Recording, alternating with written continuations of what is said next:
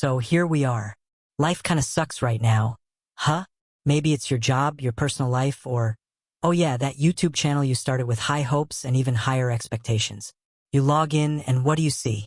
People bragging about getting monetized in 2 weeks or racking up 1 million subs like it's no big deal.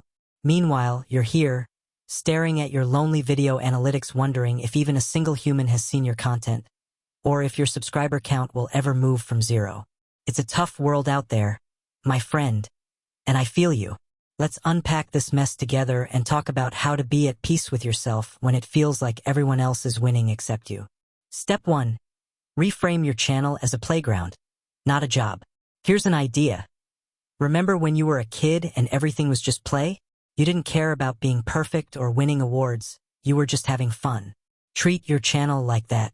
Think of it as a playground where you experiment and enjoy creating for the sake of creating. Post the weird, random videos you've always wanted to make. Try editing techniques that might flop but seem fun to learn.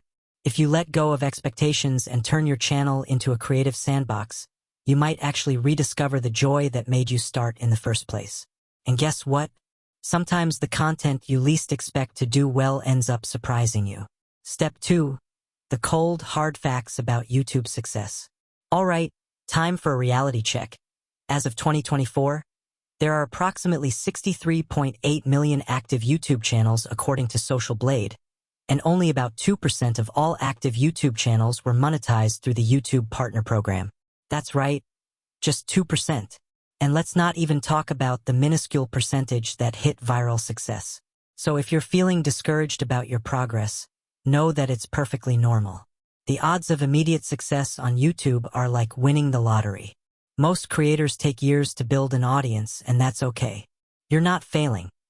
You're just playing a long game in an incredibly competitive space. Step 3. The Craptastic Video Challenge. Yup, you heard me. Make a video so unapologetically bad that it's almost freeing. No fancy editing, no perfect lighting, just a fun, low-stakes project. Maybe you ramble about your most absurd childhood fear, like thinking quicksand would be a major life hazard, or share an in-depth analysis of why your favorite cartoon character deserved more screen time. The goal is to make something that sucks but in a charming, carefree way. It's like therapy for your creative soul. Plus, it reminds you that perfectionism is the enemy of progress. Once you embrace making a mess, you'll find it's way easier to create without the pressure of being the next big thing. Step 4.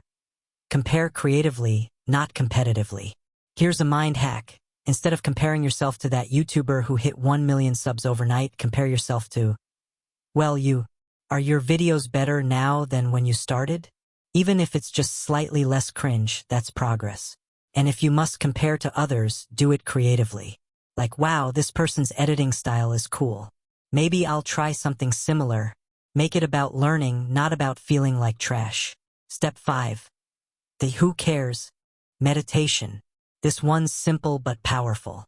When you're feeling overwhelmed by everyone else's success, sit down, close your eyes, and repeat after me. Who cares? Seriously, say it out loud. Whisper it if you have roommates. Who cares if that person got famous overnight? Who cares if my last video bombed?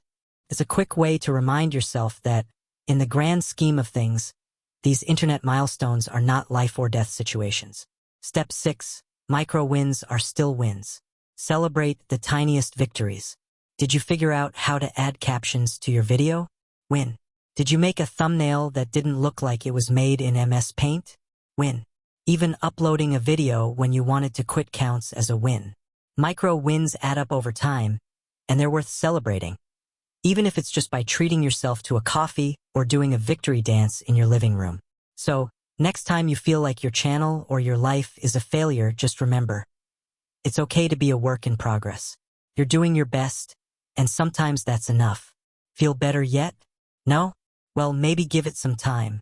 And remember, you're not alone in this. Keep creating, keep trying, and be kind to yourself. The internet's a wild place, but you're tougher. Trust me.